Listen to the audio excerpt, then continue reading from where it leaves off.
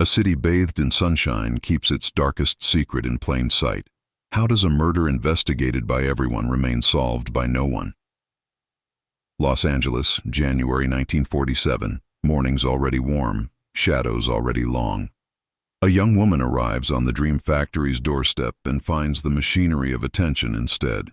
Her name is Elizabeth Short, 22, a traveler between couches, postcards, and improbable futures.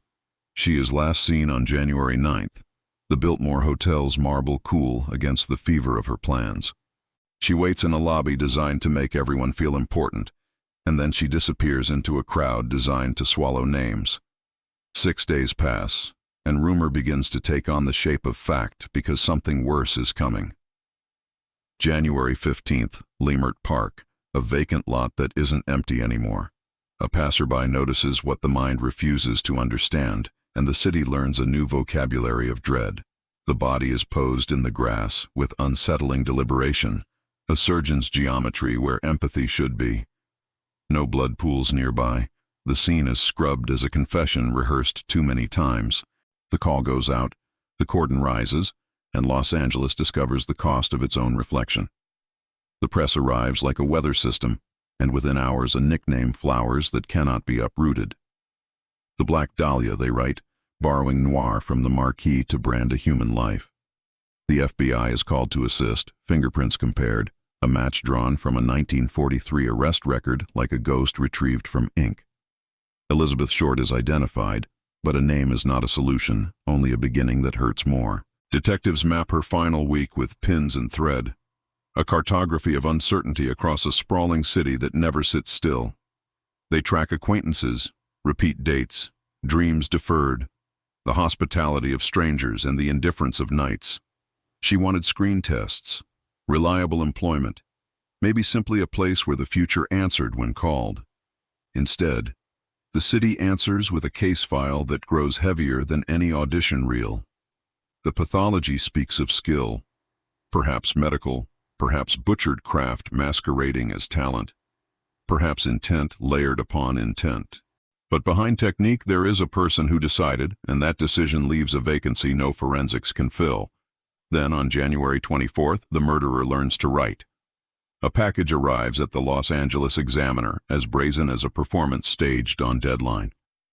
Inside, her personal papers, social security card, birth certificate, photographs, souvenirs of a life edited by someone else.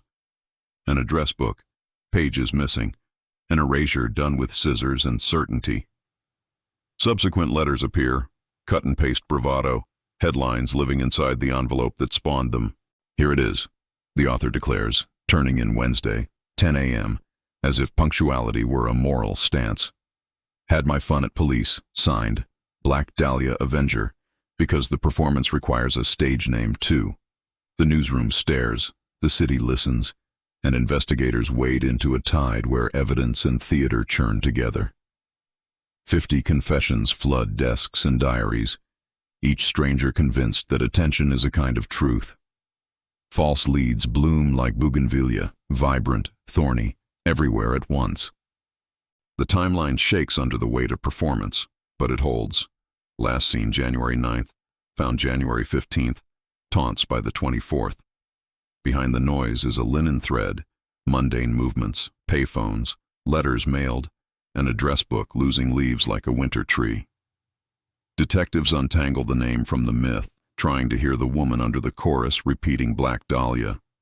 Elizabeth Short's friends remember a smile that got her free coffee and patient condolences in equal measure.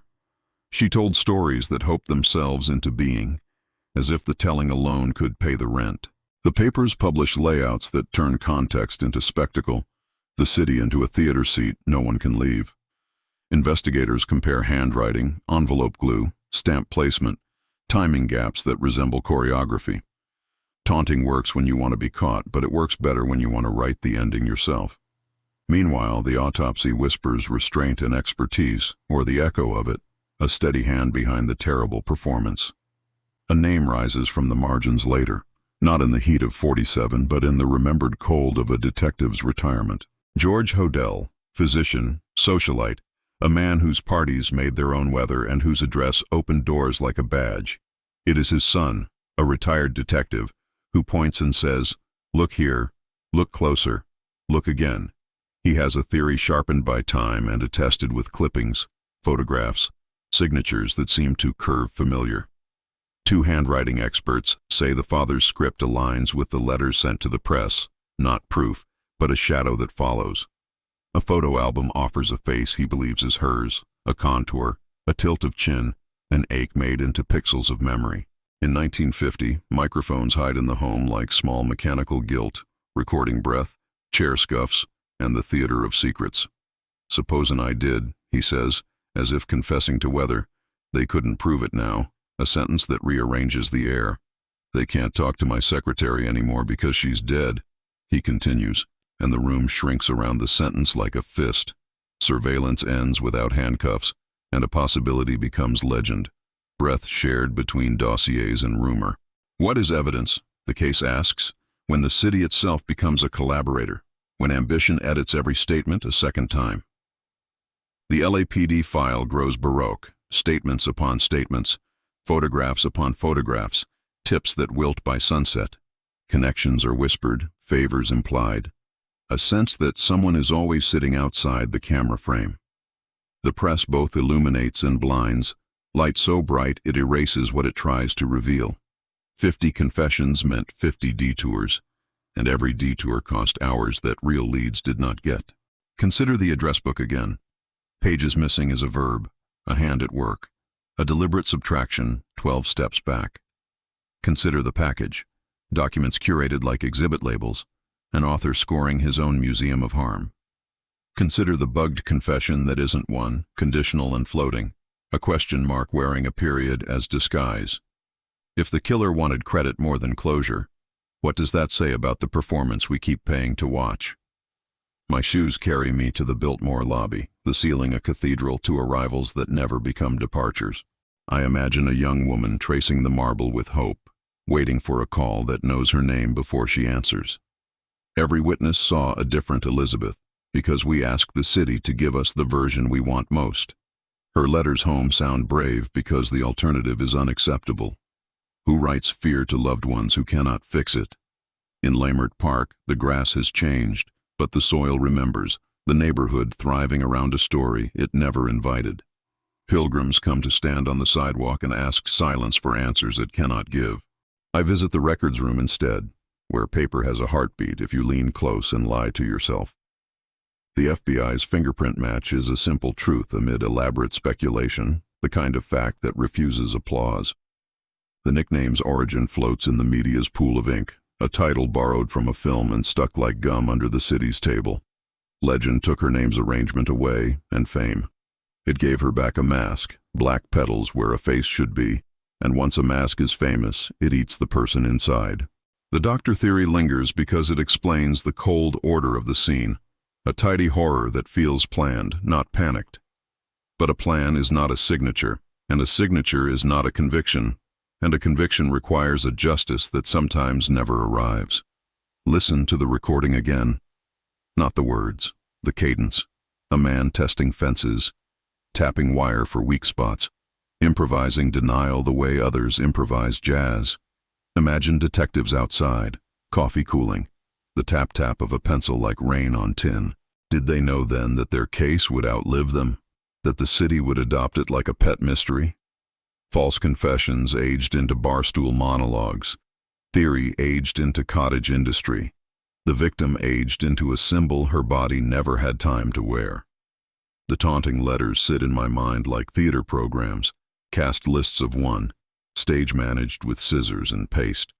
I chase return addresses that never return the courtesy, stamps licked by a ghost who preferred headlines to handshakes. Midnights turn into early mornings, and the case persuades me that time is a suspect too, removing fingerprints with polite patience. In this city, even the alleys have publicists, and every shadow negotiates its rate. The evidence, when you strip away rumor, aligns into a quiet constellation. A timeline, a pathology, a set of letters, a recorded voice that might mean everything or nothing. And the question that opens the case opens it still. Which matters more here, what happened, or who needed us to see it happen this way? I circle back to Elizabeth Short, not the Dahlia, and consider how many stories she never got to tell, how many doors she never had the right key for. The investigation is a mirror, and behind me floats a city that cannot stop looking at itself. We stand at the empty lot in our minds and rehearse the same gestures: shock, outrage, fascination, like understudies afraid to miss a cue. If there is a killer hidden behind power, then the city becomes an accessory after the fact, and that is a story cities refuse to print. Perhaps the answer hides in the missing pages, not in what they contained, but in who knew they were missing at all. Perhaps it waits in the recorded sentence, not for guilt, but for motive, the hunger to be bigger than a life, bigger than the law, bigger even than the city that made you. In the end, a paradox remains as neatly folded as the letters themselves. The more light we shine, the longer the shadows get. So tell me, after all this paper, all this echo, and all this careful looking, who do you believe the story was written for?